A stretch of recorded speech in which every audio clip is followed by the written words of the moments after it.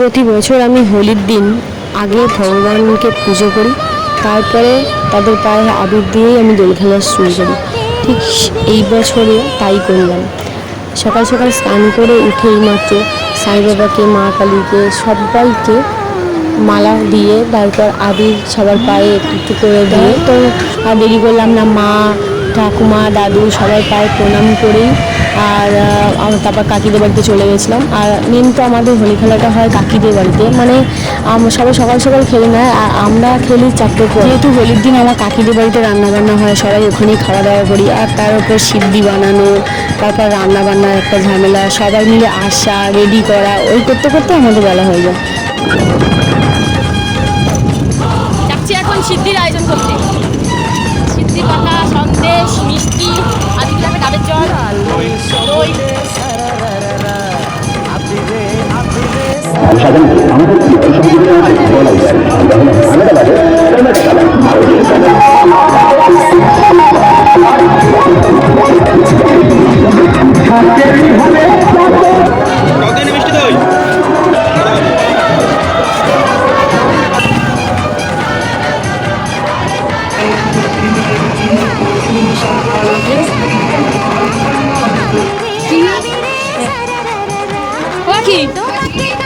এই দেখো সিদ্ধি পাতা, দুটো ডাব, ওই টক দই আর দুধ। তারপর সিদ্ধির জন্য কিন্তু যা যা লাগবে সবই পেয়ে গেছিলাম, শুধু কলাটাই পাচ্ছিলাম না। এখন কলা খুঁজতে বেরিয়েছি আবার। তারপর রাস্তায় যেতে যেতে কিন্তু কলা পেয়ে গেছিলাম। আর তারপরে কিন্তু দরকার ছিল চিনিটাও পেয়ে গেলাম বুড়োর কাছ থেকে।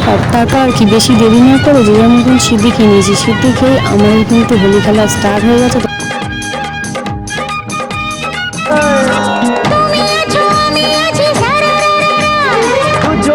কাছাকাছি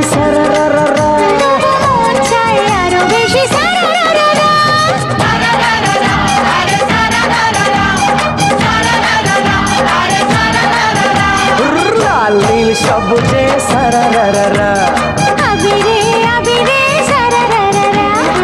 তোমাকে কাছে পেয়ে আজকে পাওয়াতে পাগলে মন বলে সারারারা।